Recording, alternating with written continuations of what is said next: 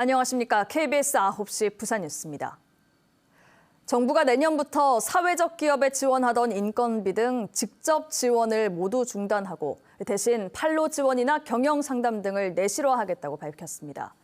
사회적 기업의 자생력을 높이겠다는 취지인데요. 사회적 경제 체제를 무너뜨릴 수 있다는 우려가 나옵니다. 최위지 기자가 취재했습니다.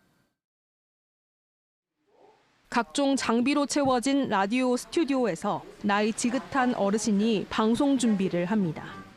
어린이나 장애인, 노인 등 사회적 약자를 비롯한 지역 주민들이 스스로 지역의 소식을 나누는 연재 공동체 라디오입니다. 그런데 지난 5월 정부의 일자리 창출 사업의 하나로 인건비 지원을 받아 작가를 뽑았는데 1년 만에 지원이 끊기게 생겼습니다. 이렇게 왔다 갔다 하는 정책 속에서 내가 무슨 일을 할 수 있지? 나 같은 입장의 사람들은 도대체 어떻게 믿고 오랫동안 일을 할 수 있지?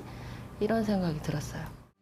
대출을 받는 등 급한 대로 자금 조달에 나섰지만 사업을 이어갈 수 있을지 걱정이 큽니다.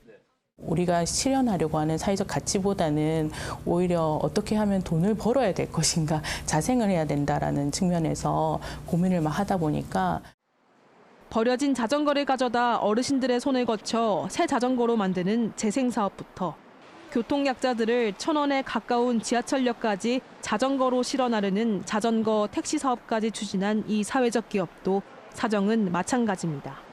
취약계층 일자리 창출을 위한 인건비 지원마저 막힌다면 사회적 기업의 본래 취지를 살리기 어렵다고 호소합니다. 지역을 기반으로 해서 공동체적 사고를 하고 지역의 어려운 어떤 부분들을 가지고 직접 미션을 해결하는 문제가 있거든요.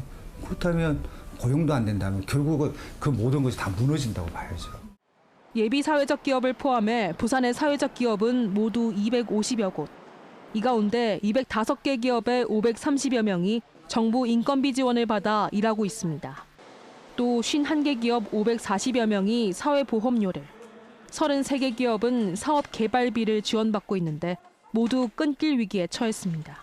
시장성이라고 하는 걸 중심으로 사회적 경제를 재편성하는 거거든요. 23% 정도 남겨있다라고 하는 그 예산조차도 사회적 경제라고 하는 부분들을 체질을 강화한다든지 그건 아니라고 생각합니다. 공익적 기능을 하는 사회적 기업의 울타리가 돼줘야 할 정부가 직접 지원을 끊고 일반 중소기업처럼 경쟁력과 자생력을 갖추라고 요구하고 있습니다. KBS 뉴스 최위지입니다.